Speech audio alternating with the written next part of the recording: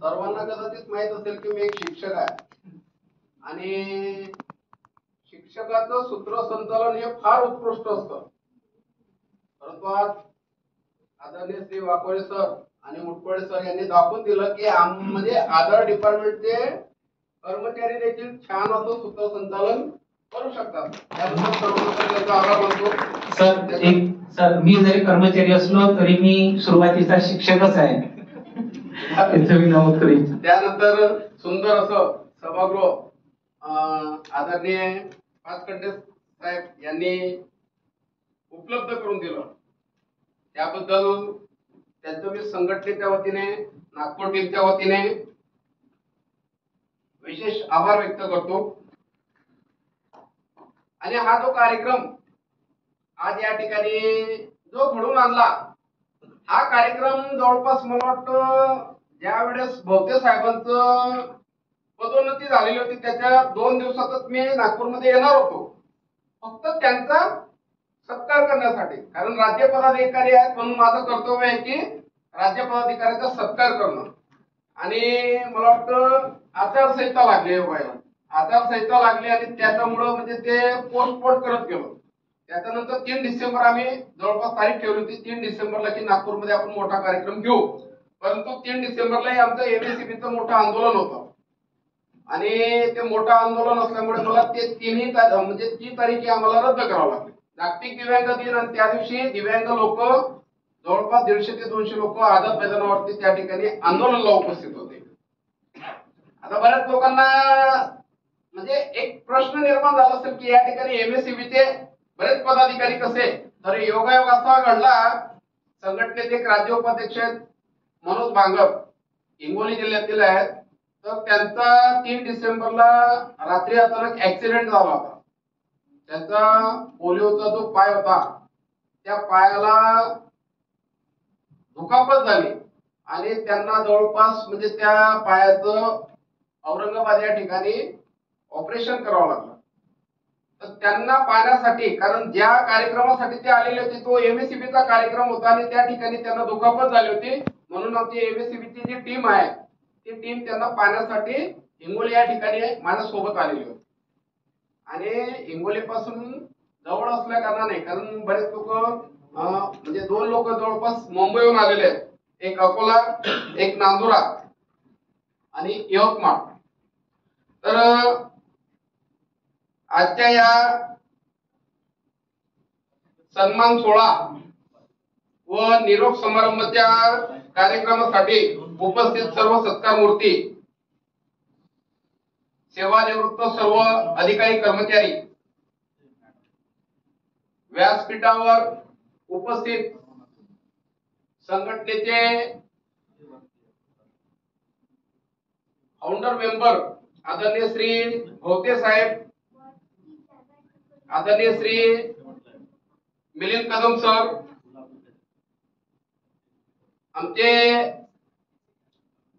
हिरिरीने भाग घेणारे सेवानिवृत्त राज्य पदाधिकारी आदरणीय श्री गोटीपर्तीवार सर, या नागपूर जिल्ह्याचे जिल्हाध्यक्ष आदरणीय श्री मोटघरे सर, गडचिरोली जिल्ह्याचे जिल्हाध्यक्ष आदरणीय श्री गंडाटे सर, गोंदिया जिल्ह्याचे जिल्हाध्यक्ष आदरणीय श्री लालचंद डोळे सर, आमचे एमएससीबी शाखेचे अध्यक्ष, राज्य जसं मी राज्याध्यक्ष आहे तसं आमचं एमएससीबीचं एक स्वतंत्र युनिट काम करतो संपूर्ण राज्यामध्ये. त्या राज्य शाखेचं अध्यक्ष आदरणीय श्री अमित कुमार मिश्रा सर, कार्याध्यक्ष श्री गोसावी सर, उपाध्यक्ष कुटे सर, सहसचिव तळपते सर, त्याचप्रमाणे व्यासपीठावरती उपस्थित सर्व पदाधिकारी आणि विशेष ज्यांच्यासाठी हा कार्यक्रम आयोजित केला या सर्व सत्कार मूर्तींना सर्वप्रथम अभिवादन करतो. विषय बरेच आहेत, संख्या आपली कमी आहे, 2-2:15 जवळपास वाजलेले आहेत. बऱ्याच लोकांनी या ठिकाणी माझ्याकडे हे दिलेलं आहे. माझं सर्वांना आव्हान राहील, राज्यातील जवळपास 80 डिपार्टमेंट मध्ये काम करतो, त्याच्यामुळे सगळ्या समस्या मार्गी लागतील अशी ग्वाही मी कधीच देणार नाही. संघटनेचं काम आहे एखाद्या व्यक्तीने ती समस्या मांडल्यानंतर तिचा पाठपुरावा करणं आणि त्याचा वारंवार फॉलोअप घेणं हे संघटनेचं काम आहे. सगळ्याच समस्या मार्गी लागतील असं होत नाही, कारण मी देव नाही, माझे संघटनेचे पदाधिकारी देव नाहीत. एखाद्या ठिकाणी आपल्याला यश येणार तर एखाद्या ठिकाणी अपयश आपल्याला निश्चित येणार. तर सर्वप्रथम सरांनी जो विषय मांडला होता जुनी पेन्शनच्या संदर्भात बराचसा उहापोह झालेला आहे. गेल्या 15 दिवसापूर्वी मला वाटतं मस्के सर, कृषी विभागातले मस्के सर मला शेगाव या ठिकाणी या संदर्भात भेटले. त्या ठिकाणी मला त्यांनी तो विषय मांडला. मुळात मुद्दा हा आहे की तुमचा जो राज्याध्यक्ष आहे का नाही तोच एनपीएस धारक कर्मचारी आहे. बघा, माझी अपॉइंटमेंट ही 2006 आहे. शासन काय म्हणतंय की 1 नोव्हेंबर 2005 नंतर लागलेल्या कर्मचाऱ्यांना एनपीएस आणि अगोदरच्या कर्मचाऱ्यांना जुनी बरोबर ओपीएस. त्यात आता त्यांनी शासन निर्णय काढला, जर अधिसूचना बरोबर अधिसूचना किंवा जाहिरात 1 नोव्हेंबर 2005 पूर्वीची असेल तर तुम्हाला जुनी निवृत्ती वेतन योजना सुरू होईल. आता योगायोग असा झालेला आहे की दिव्यांगांच्या संदर्भात दिव्यांगांचा कायदा 1995 साली झाला आणि त्या 95च्या कायद्याचं म्हणजे विविध संघटनांनी किंवा विविध आपल्या दिव्यांग बांधवांनी उठाव केल्यानंतर जी भरती प्रक्रिया राबवली गेली ही साधारणतः 2003, 4, 5 ती ही कशामुळे झाली की कोर्टात गेल्यामुळे त्या भरती झालेल्या आहेत. माझ्या माहितीप्रमाणे 2005, 6, 7, 8 मध्ये जे कर्मचारी भरले गेलेले आहेत हे कशामुळे झालेले आहेत की 2005 मध्ये कोर्टाने एक निकाल दिलेला होता आणि त्या निकालाच्या याच्यावरती दिव्यांगांचा अनुशेष 3% अनुशेष काढलेला होता. आपण सर्व जे आहेत का नाही 2006, 7, 8 मध्ये लागलेलो हे त्याच म्हणजे जवळपास निकालाच्या आधारित आपण लागलेलो आहे. फक्त काय झालेलं आहे वेगवेगळ्या डिपार्टमेंटने प्रशासनाने ती भरती त्या वेळेवर केली नाही, त्या वेळेवरती जाहिरात निघाली नाही. ऍक्च्युअली नियम असा आहे की अधिसूचनेनुसार अधिसूचना ही प्रत्येक पद भरताना अधिसूचना असली पाहिजे. मग मला सांगा बाकीची हे बघा बऱ्याच लोकांनी या संदर्भात मला कळवलेलं की सर 2005 शासन म्हणजे शासन परिपत्रक बघा परिपत्रक हा शब्द वेगळा आहे, शासन निर्णय हा वेगळा आहे आणि अधिसूचना हा वेगळा आहे. थोडक्यात 2016 आरपीडब्ल्यूडी ऍक्ट ही झाली आपली अधिसूचना राजपत्र. बऱ्याच लोकांनी त्याच्यामध्ये घोळ करून ठेवलेला आहे. तर मला मगाशी भोवते साहेबांनी म्हणजे त्यांच्या भाषणात सांगितलं की आपण जुनी पेन्शनच्या संदर्भात लढलं पाहिजे. मी या गोष्टीवरती मी ठाम आहे, कारण मी स्वतंत्र त्याच्यावरती माझ्या विभागाचं मी स्वतंत्र पाऊल उचललंय. फक्त इतर विभागांसाठी का पाऊल उचललं नाही. कर्मचारी बरेच आहेत परंतु जवळ कोणी येत नाही का तर सोनवणे साहेब 5-5, 10-10, 20-20, 50-50 हजार रुपये मागतायत जुनी पेन्शन मिळवण्यासाठी. असंच काहीतरी झालेलं असं. कधी कोणाकडे 1 रुपया मागितला नाही तर जवळ तर या. जर आपल्याला पेन्शन मिळवायचे बदली करायची या सगळ्या गोष्टींसाठी जवळ आलं पाहिजे. मी दिव्यांग आहे म्हणून फक्त म्हणायचं मी येऊ शकत नाही, मी फक्त व्हॉट्सअपवर म्हणणार. संघटना काहीच काम करत नाही. अध्यक्ष नागपूरचा अध्यक्ष काहीच काम करत नाही. परंतु प्रत्यक्षात ज्या वेळेस संघटना कुठल्या कार्यक्रमांमध्ये आवाज देते त्या ठिकाणी फक्त उपस्थिती महत्वाची आहे. आपण कुठला म्हणजे पैसा घेत नाही. आपण संघटना फक्त 360 रुपये तुमच्याकडून घेतो. वर्गणी 360 रुपये. सांगाव नागपूर जिल्ह्यामध्ये किंवा कुठल्याही जिल्ह्यामध्ये किंवा सोनवणे सरांनी एखादं पदोन्नतीचं काम केलं, एखाद्याचं बदलीचं काम केलं आणि मग त्याच्यानंतर त्याने सांगितलं की 25,000 द्या, 50,000 द्या, असं कुठेही तुम्हाला दिसणार नाही. 360 रुपये प्रामाणिकपणे घेतो. ती लोक प्रामाणिकपणे देत नाही. ही फार खेदाची बाब आहे. कारण प्रचंड प्रमाणात आपण कार्यक्रम घेत असतो. महाराष्ट्रातली एकमेव संघटना आहे की ही पूर्णपणे ऍक्टिव्ह असते. कुठं ना कुठं कुठले ना कोणते कार्यक्रम बघा 3 डिसेंबर आता 3 डिसेंबरला 4 डिसेंबर 10 डिसेंबरला कार्यक्रम झाले. म्हणजे असे असंख्य वेगवेगळ्या जिल्ह्यांमध्ये कार्यक्रम. फक्त एवढं आहे की मी त्या सगळ्या ग्रुपवरती सध्या ते टाकणं बंद केलेलं आहे. काय होतं, तुम्ही डिस्टर्ब होतात, मी डिस्टर्ब होतो आणि माझ्या मोबाईलची मेमरी फुल होते. तर माझं एक कडकडीचं विनंती आहे की जुनी पेन्शन जर मिळवायची असेल तर त्यासाठी पहिले एकत्र जमणं गरजेचं आहे. ज्यांना ज्यांना म्हणजे समजा 2006, 7, 8 मध्ये ज्यांची नियुक्ती असेल त्या सगळ्या लोकांनी, ते फक्त एकच विभाग नाही, शिक्षण किंवा कृषी, सर्व त्याच्यामध्ये ऑल जे काही 20-25 ते डिपार्टमेंट ज्यांना ज्यांना वाटत असेल की नाही आपलं हे होऊ शकतं, तर याच्यावरती आपण निश्चित विचार करू. मी आदरणीय मोटकरे सरांना अशी विनंती करेन, असे जर कर्मचारी असतील तर मोटकरे सरांकडे नाव द्या. त्या बघा, त्यासाठी जो आपल्याला विकल्प द्यायचा असेल त्या विकल्पाची प्रती त्यांच्याकडे द्या. मग कोर्टात जायचं का काय करायचं त्या संदर्भात मी कृषी विभागामध्ये माहितीचा अधिकार टाकलेला आहे, माहिती मागवलेला आहे. जर तुमच्याकडे हे बघा, कोर्टात आपण सदासदी जाऊ शकत नाही. कोर्टात जाण्यासाठी आपल्याला सर्व बाबींची इतरभूत माहिती असणं गरजेचं आहे. तुमच्याकडे जे जाहिरात एक तर कुठेतरी अस्पष्ट अशी जाहिरात असते, माझे ऑर्डर असते, कागदपत्र त्याच्यावर होत नाही. त्याच्यासाठी आपल्याला निवड सूची असणं गरजेचं आहे. निवड सूची ही फार महत्वाची आहे. जाहिरात तर लागणारच, पण ती निवड सूची, निवड यादी आणि त्याचं प्रोसिडिंग. यापूर्वी जिल्हा निवड समिती होती, ज्यावेळेस भरती प्रक्रिया राबवली जायची ही जिल्हा निवड समिती होती, आता ऑनलाईन होतं. तर त्या जिल्हा निवड समितीचं इतिवृत्त आपल्याला मिळणं गरजेचं आहे आपल्या भरतीचा वेळचं. जर ते इतिवृत्तच मिळालं नाही तर आपण त्याच्यावरती क्लेम करू शकत नाही. या संदर्भात माझं सांगतो, निवड सूची मी फक्त डेप्युटी सीओना फोन केला होता, त्यांनी मला निवड सूची पाठवून दिली, परंतु त्यांच्याकडे निवड समितीचं इतिवृत्तच उपलब्ध नाही. तर मी त्यांना प्रश्न केला, साहेब म्हटलं माझी भरती काय असं तुम्ही परस्पर करून टाकली का काय त्या काळामध्ये अधिकाऱ्यांनी. बघा, आणि ऍक्च्युअली काय झालं होतं, मी ज्यावेळेस जाहिराती बघितली त्या जाहिरातीमध्ये 37 जागा आहेत टोटल. पदावर टोटल 37 भरायची आहेत. 37 पदाला 3% नुसार फक्त एक जागा आरक्षण येतं, बरोबर. 3% नुसार, पूर्वी 3% होतं, तर एक पद त्यांनी भरायला पाहिजे होतं. पण मी ज्यावेळेस निवड सूची मला प्राप्त झाली त्यावेळेस मी बघितलं की त्या ठिकाणी त्यांनी 3 दिव्यांग भरलेले आहेत. पुढे मेन्शनही केलेलं आहे दिव्यांग म्हणून. तर म्हणजे याचा अर्थ असा झाला की तो त्यांनी काय केला, मागचा बॅकलॉग भरलेला आहे. तर 3 भरू शकत नाही, अथॉरिटी एकच येते आहे. म्हणून आपल्याला निवड सूची असणं, याचा हे बघा बारकाईने अभ्यास करणं गरजेचं आहे. आपण काय करतो माहिती आहे का, एखादा शासन निर्णयाला वरचं हेडिंग वाचतो आणि ते सोडून देतो. दिव्यांगत्व कायदा बारकाईने वाचला पाहिजे. ठीक आहे, नाही समजत ना तर आपले जर कोणी संपर्कात असतील तर त्यांना म्हणजे अवश्य विचारला पाहिजे.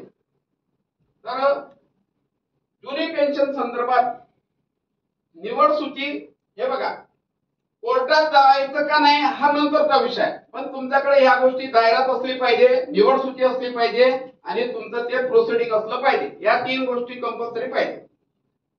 त्याच्यानंतर आपण ठरवू की कोर्टात जायचं का नाही. असं महाराष्ट्रात बरेच लोक मला या संदर्भात फोन करतात पण पुढे येत नाही. इव्हन मला वाटतं मस्के सरांनी जी मीटिंग लावली होती इथं नागपूर शेगावला, त्या ठिकाणी मला अशीच फजिती केली कृषी विभागातल्या लोकांनी. म्हणतो आम्ही 40-50 लोक या ठिकाणी येतोय आणि मी प्रत्यक्षात गेलो तर फक्त त्या ठिकाणी मला वाटतं 10 ते 10 लोक होते.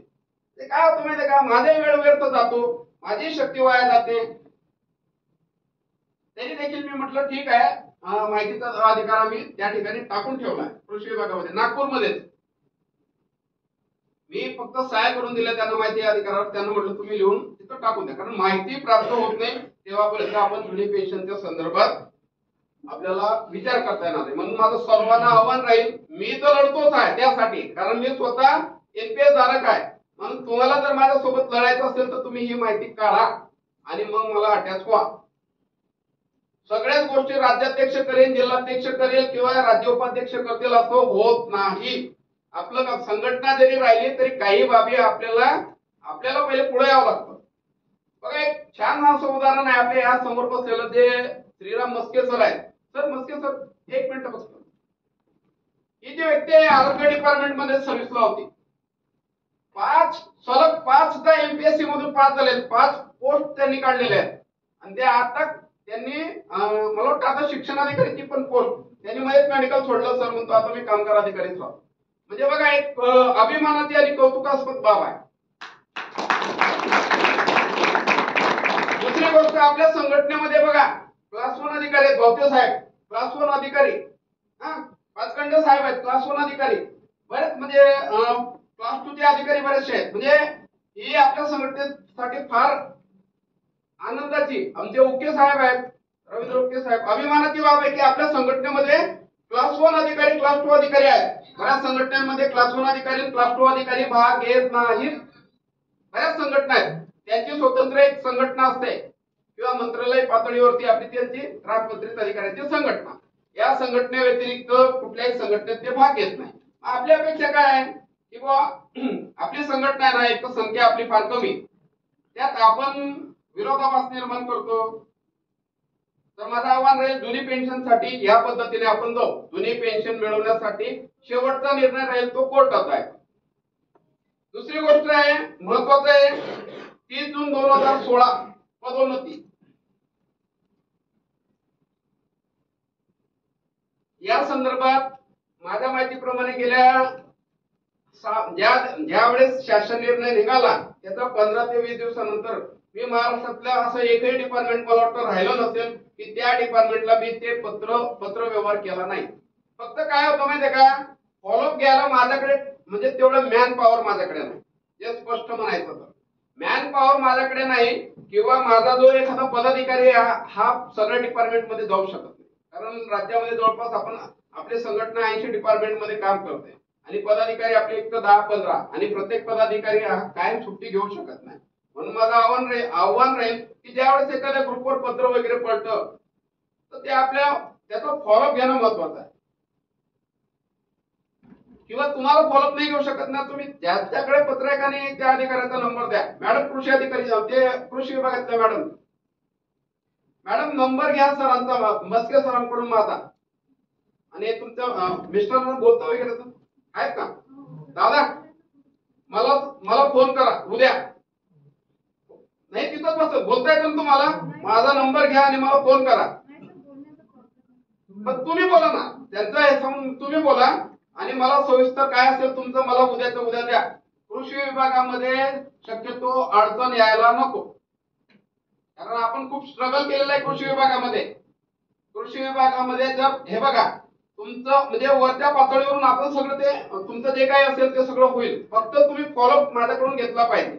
मला बऱ्याच वेळेस आठवणही पडून जाते, कारण जसं मी संघटनेचं काम बघतो तसं माझ्याकडे फार मोठी शाळा आहे माझी, जवळपास 200 विद्यार्थी आहेत. त्या शाळेचं पण जे मॅनेजमेंट आहे सगळं, मी मुख्याध्यापक नाही पण त्या संपूर्ण शाळेचं मॅनेजमेंट माझ्याकडे आहे. वर्षभरात मी 16 लाख रुपये लोक वर्गणी जमा केलेले आहे शाळेसाठी आणि ते म्हणजे सगळं डेव्हलपमेंट करून माझ्या शाळेमध्ये सीसीटीव्ही सारखी गोष्ट आहे, वायफाय सारखी गोष्ट आहे जिल्हा परिषदच्या शाळेत.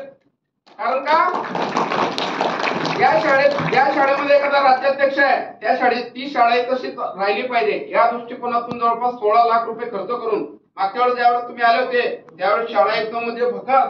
आता जर शाळेत बघितलं तर त्या शाळेमध्ये जवळपास 16 लाख, बऱ्याच वेळेस माझ्या डीपीवर फोटो असतात, जर बघितलं तर तुम्हाला लक्षात येईल. तर काय असतं, मी ज्या ठिकाणी ज्या ताटातलं मी मीठ खातो त्या मिठाशी मी प्रामाणिक असतो. मला कोणी किती वाईट म्हटलं तरी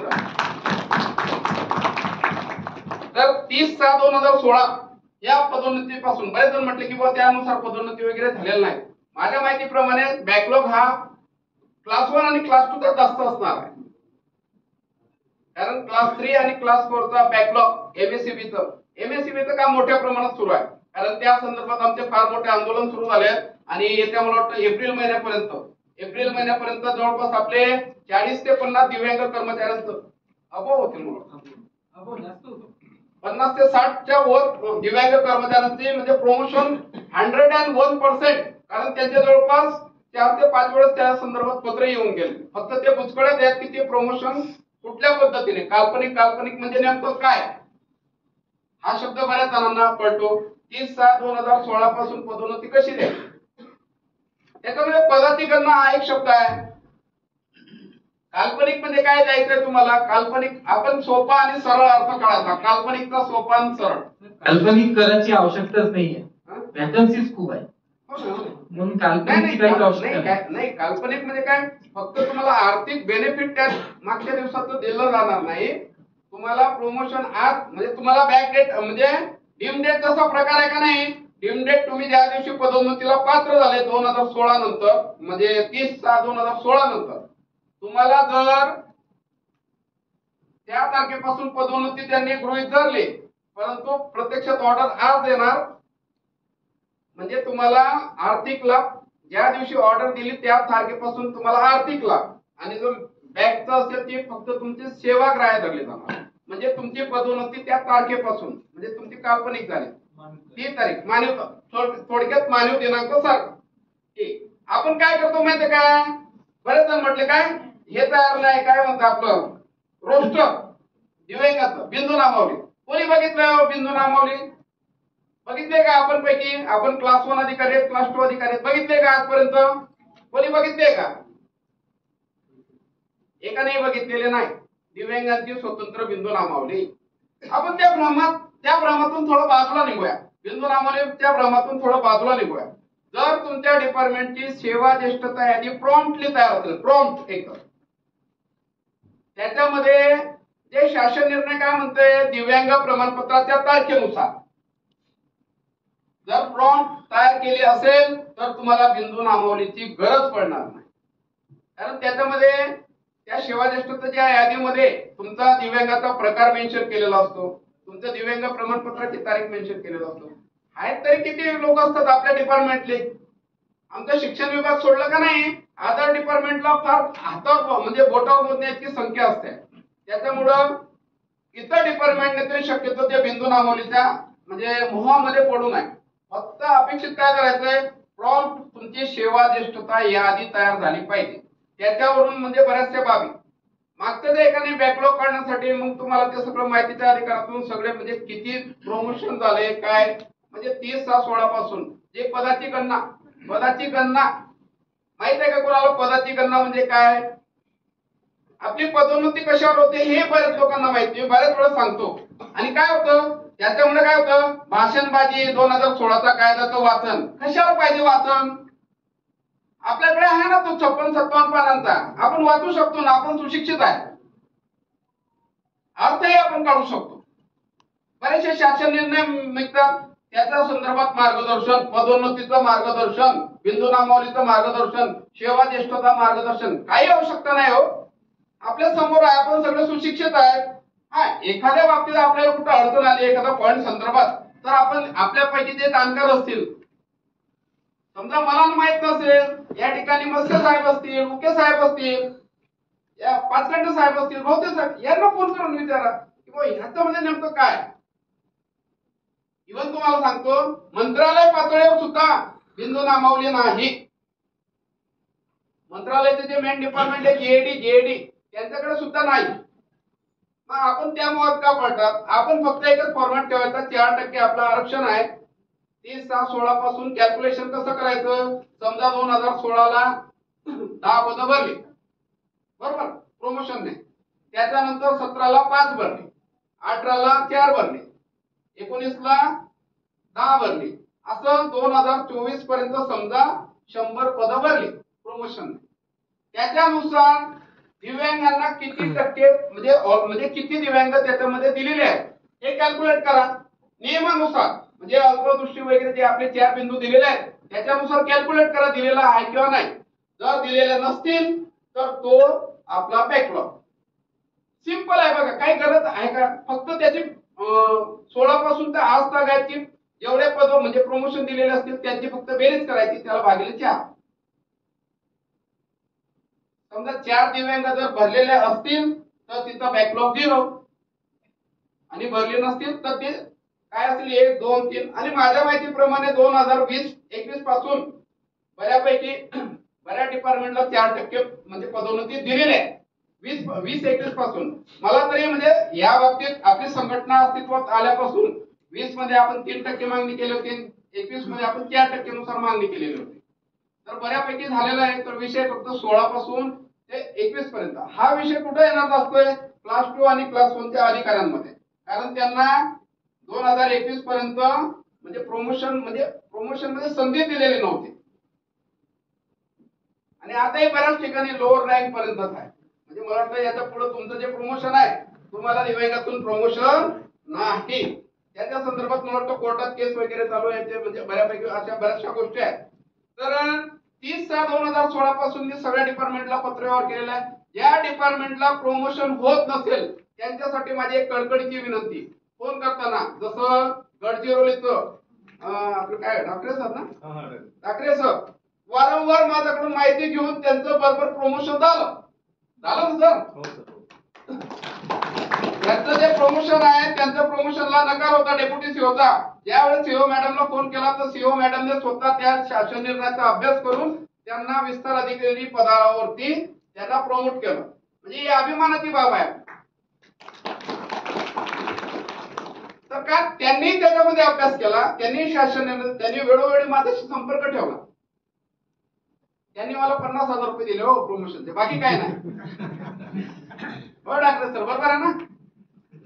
तर म्हणायचा म्हणजे उद्देश काय, आपण स्वतः याच्यामध्ये हे बघा, मी तर 17 वर्षापासून शिक्षकच आहे, उपशिक्षक. माझं तर प्रमोशनच होणार नाही रिटायर झालो तरी, कारण मी जिल्हा बदली करून आलेलो. मी पूर्ण सातारा जिल्ह्यात होतो आणि आता मी खानदेशात आहे. त्याच्यामुळे माझी जी लँग्वेज आहे का नाही मिक्स आहे. म्हणजे मी जास्तीत जास्त साताऱ्याकडचंच वाटतो, सातारी भाषेमध्ये मी जास्त बोलतो, कारण आमची खानदेशातली भाषा थोडी उर्मट आहे आणि ऐराणी भाषा. ऐराणी पण मी म्हणजे चांगल्या प्रकारची बोलतो, म्हणजे घरी किंवा आमच्या गावामध्ये तिकडच्या भागामध्ये प्युअर ऐराणी बोलत असतो. पण मी बाहेर जवळपास मी साताऱ्याची भाषा वापरतो. तर पदोन्नती संदर्भात ज्यांच्या अडचणी असतील, ज्या डिपार्टमेंटला 30/6/16 पासून म्हणजे तुम्ही त्या क्लर्कला सांगितलं पाहिजे, त्या बाबूला सांगितलं पाहिजे की बाबा तुला येत नाही ना तर मी तुला सांगतो दिव्यांगाचा असा असा आहे. अशा प्रकारची पदाची गणना करायची आहे आणि 4% तू भरलं का नाही भरलं ना तर मग 1% भरून टाक, संपला विषय प्रत्येक बिंदूनुसार. आता त्याच्यासाठी अजून एक बाब बघणं महत्वाचे आहे, पोस्ट आयडेंटिफाय पद सुनिश्चिती. 2021 मध्ये जवळपास सगळ्या विभागाच्या पोस्ट म्हणजे आयडेंटिफाय झालेल्या आहेत. काय लोक काय म्हणतात की बॉस सर मी काय कर्णबधीर आहे, मग आम्हाला त्याचं म्हणजे प्रमोशन दिलं नाही. जसं मला वाटतं आरोग्य विभागामध्ये आता अधिक परिचारिका असं काहीतरी प्रमोशन दिलेलं आहे आता लेटेस्टचे. तर त्या ठिकाणी कर्णबधीर व्यक्तींना म्हणजे ती पोस्ट आयडेंटिफाय नाही. त्यांनी मला जवळपास राज्यातून 5 ते 6 कर्मचाऱ्यांनी मला फोन केला. मग मी तो पुढे निर्णय घेण्याच्या आधी मी पहिले पोस्ट त्याची आरोग्य विभागाची पोस्ट आयडेंटिफाय वाचन केलं आणि मग मी त्यांना म्हटलं तुमच्यासाठी जर पोस्ट आयडेंटिफायच नाही तर तुम्हाला प्रमोशन दिलं कसं जाणार. ते म्हणतो सर याच्यावरती काय करावं लागणार. म्हटलं याच्यासाठी तुम्ही एकत्र आलं पाहिजे सगळेजण. कारण काय होतं राज्याध्यक्ष तिकडे आंदोलन पुकारतो, काय ते बघून घेईन राज्याध्यक्ष, तुम लढो हम कपडे संभालते, असं नाही हो. कसं आहे माझं काय फार मोठं असं फक्त एक आवड आहे, उद्देश आहे. काही लोकांनी एका काळी माझा अवमान केला होता म्हणून या क्षेत्रात उतरलेला माणूस आहे.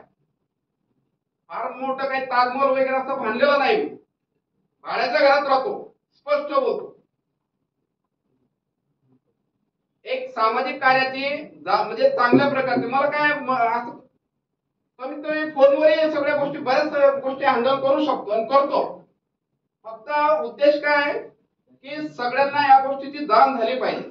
म्हणून 30/6/16 पासून जर पदोन्नती आपल्या डिपार्टमेंटला जर झाली नसेल तर त्याची माहिती तुम्ही उद्यापासूनच घ्यायला सुरुवात करा.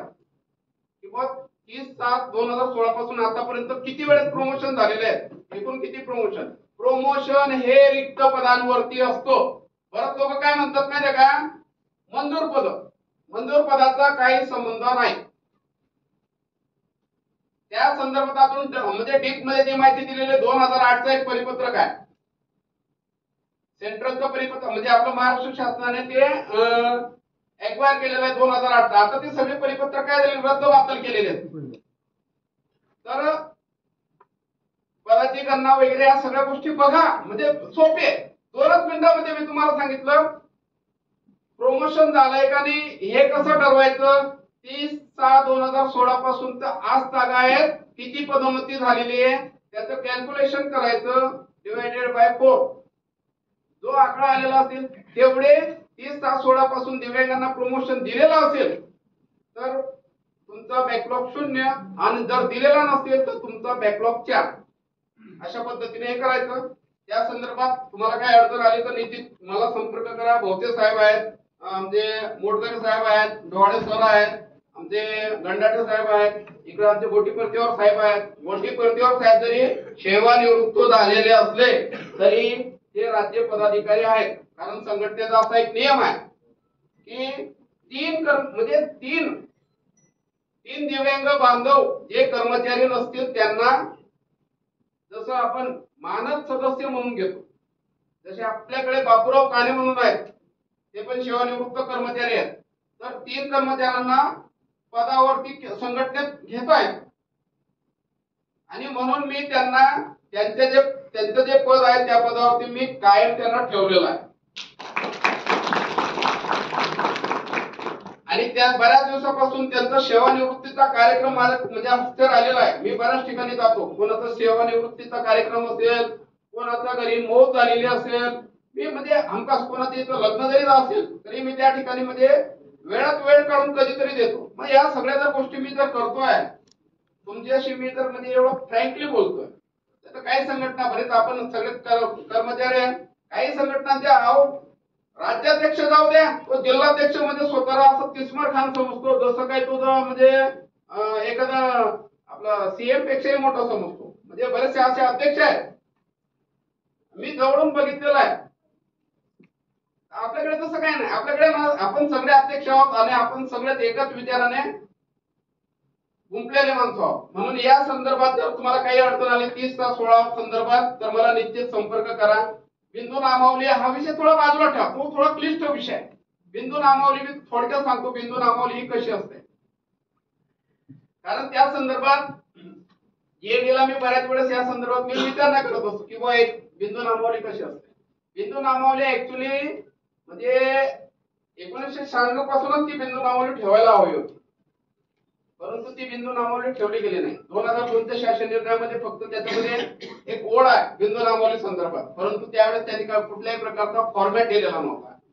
तर बिंदू नामावलीच्या संदर्भात असा आहे की जर समजा आपल्या डिपार्टमेंटला सिनियरिटी या लिस्ट मध्ये एखादा व्यक्ती समजा अस्थिव्यंग व्यक्ती 1 नंबरला आहे, म्हणजे मोस्ट ऑफ सिनियर दिव्यांग 1 नंबरला आहे, तर प्रमोशन करताना त्याला 1 नंबरला प्रमोशन दिलं पाहिजे. 1 नंबर बिंदूवर बघा ते रोटेशन फिरत जातं. त्याच्यानंतर अस्थिव्यंग हा बिंदू रद्द होणार.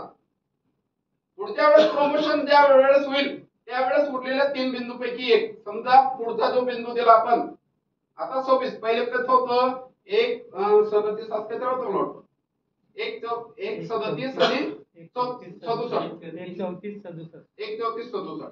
आता काय आहे 1 26 51 आणि 66 बरोबर. तर 1 नंबरला अस्थिव्यंग दिला, त्याच्यानंतर दोन म्हणजे हे बघा 26 नंबरला तुम्ही परत अस्थिव्यंग देऊ शकत नाही, तो जरी मोस्ट ऑफ सिनियर असेल तरी. त्याच्यानंतर तुम्हाला उरलेल्या 3 जे बिंदू आहेत, म्हणजे समजा अल्पदृष्टी अंध असेल, कर्णबधिर असेल आणि आपला चौथा मल्टिपल बरोबर मल्टिपल डिसेबिलिटी, या 3 याच्यापैकी जो मोस्ट ऑफ सिनियर असेल त्याला आपण तिथं दिलं पाहिजे 2 नंबरला. त्याच्यानंतर परत राहिले आता 2च, त्याच्यानंतर 51 नंबर ज्यावेळेस येईल त्या 2 पैकी जो मोस्ट ऑफ सिनियर असेल त्याला दिला पाहिजे. आणि त्याच्यानंतर शेवटचा जो राहिला असेल तो समजा तो रिक्त राहिला बरोबर, असं पण आहे वाचलं जर असेल तर तो रिक्त राहिला. पण आता आपण गृहीत धरूया आपण बिंदू नामावली तयार करतो ते 76 नंबर आपण त्याला दिला. याच्यानंतर एकाने हे रोटेशन झालं, त्या पद्धतीमध्ये हे रोटेशन जसं आपलं जलचक्र फिरतो त्या पद्धतीने ते रोटेशन कायमस्वरूपी सुरू राहणार. तुमची बिंदू नामावली हे ऑटोमॅटिक तयार होणार. फक्त रोटेशन केव्हा बदलणार, एखादा बिंदू रिक्त राहिला तर तो 1 वर्ष रिक्त ठेवायचा असतो. जर मिळाला नाही एखादा उमेदवार, समजा मल्टिपल डिसेबिलिटीचा उमेदवार मिळाला नाही तर ती जागा तो बिंदू त्या वर्षी रिक्त ठेवायचा आहे आणि तो बिंदू पुढच्या वर्षी जर मल्टिपल डिसेबिलिटीचा मिळाला नाही तर तो आपल्याला इंटरचेंज करायचा आहे अदर याच्यातून.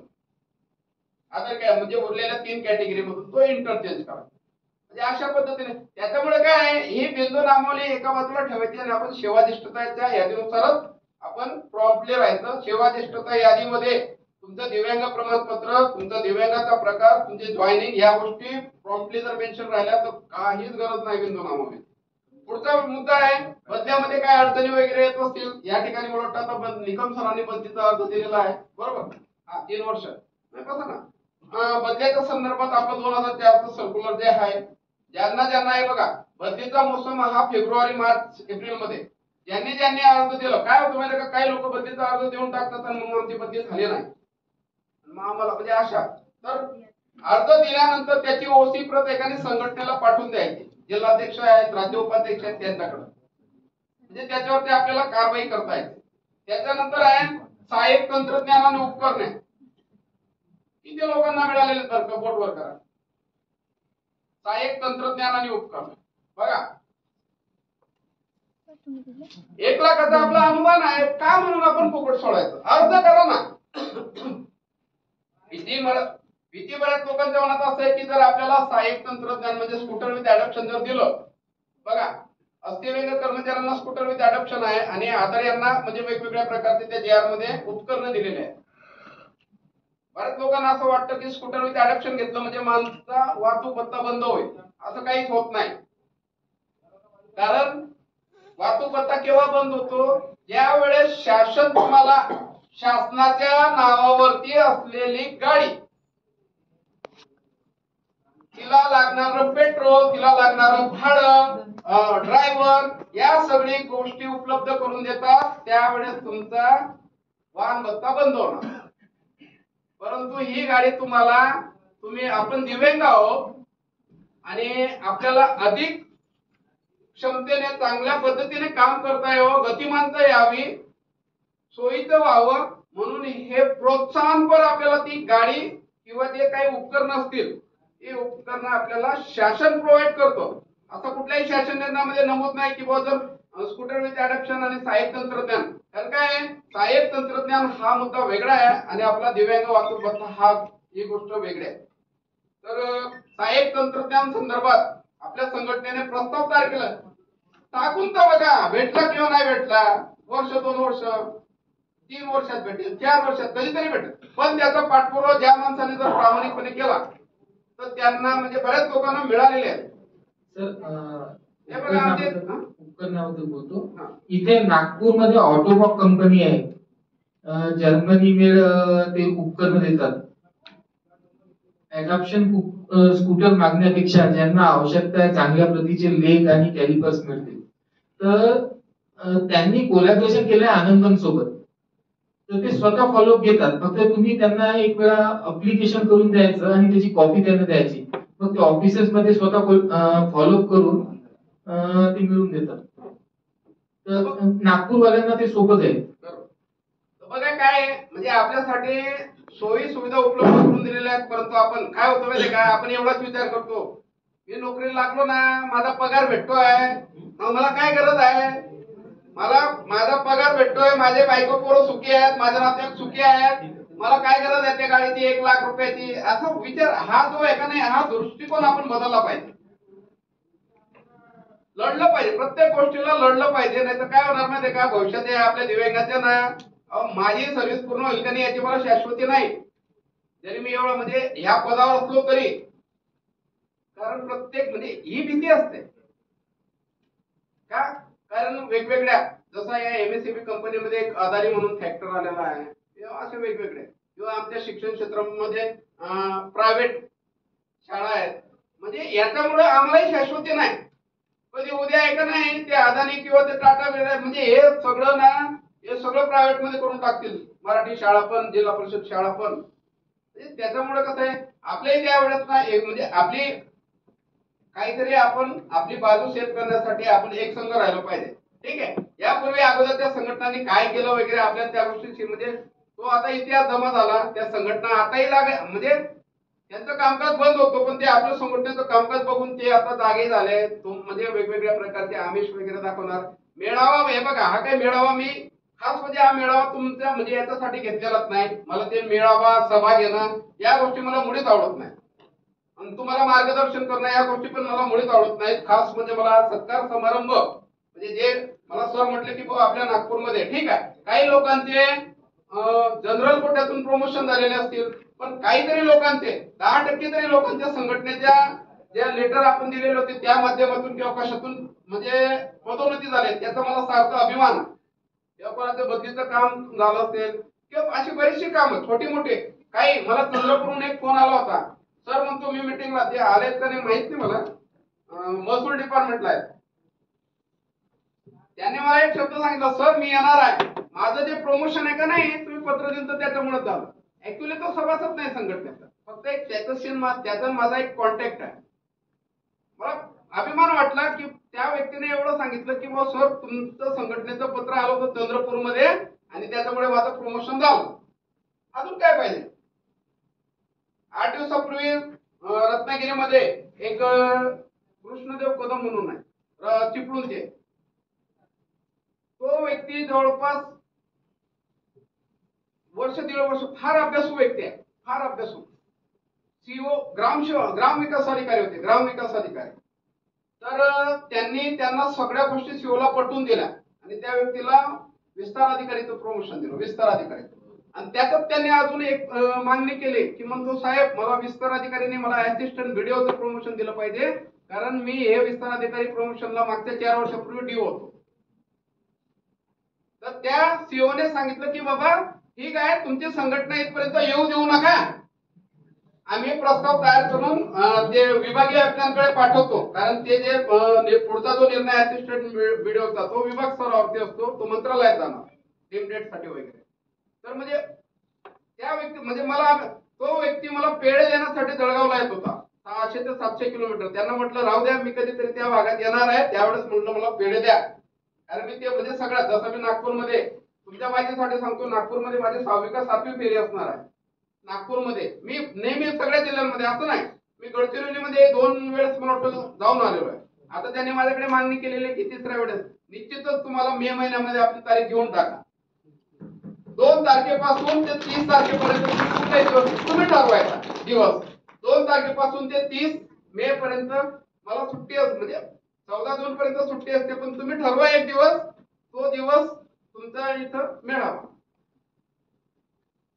आणि गोंदियावाल्याने नाही तुम्ही तर सासरवाडी चालत नाही त्याच्या गडचिरोलीच्या मेळाव्यासाठी आपण पूर्ण त्यांना सहकार्य करू. हो चालेल अशा पद्धतीने. तर त्याच्यानंतर सरांनी एक मुद्दा मांडला बोगस दिव्यांग. बोगस दिव्यांगाचं काय माहितीये का, बोगस दिव्यांगांसाठी खरोखर म्हणजे हा गहन विषय आहे. मी माझ्या 140 शिक्षकांवरती माझ्या जिल्हा परिषद मध्ये 140 लोकांच्या विरोधात मी आंदोलनाला बसलेलो. पण काय होतं माहितीये का, जी राजकीय ताकद आहे का नाही आपल्यापेक्षा इतर यांची फार मोठी आहे. त्यावेळेस इलेक्शन म्हणजे आचारसंहिता लागण्याचा आधीची गोष्ट आहे. योगायोग असं झालं की मी उपोषणला बसलो. संपूर्ण जिल्ह्याच्या शिक्षकांच्या विरोधात जाऊन मी उपोषणला, सीओ साहेबांच्या विरोधात. सीओ साहेबांनी मला 3 वेळेस मिटिंगला बोलवलं त्या संदर्भात, उपोषण मागे घ्या. शिक्षण अधिकाऱ्यांनी 2-3 वेळेस बोलवलं उपोषण मागे घ्या, काही पण करा मागे घ्या. परंतु मी त्यांचा शब्द नाकारून मी उपोषणला. बघा माझा कोण आहे ते माझे नियुक्ती प्राधिकारी आहेत, मुख्य कार्यकारी अधिकारी माझा नियुक्ती प्राधिकारी आहे. त्यांच्या अगेन्स्ट जाऊन मी 2 दिवस आंदोलन केलं. त्यांनी मला तसं लेखी दिलेलं आहे आणि त्याच्या अगेन्स्ट मी सगळी म्हणजे जरी ते सप्टेंबर मध्ये झालं तरी मी त्या बाबतीत प्रशासनाच्या दृष्टिकोनातून मी शांत आहे. पण मला पुढे काय करायचंय याची प्लॅनिंग माझी सुरू आहे.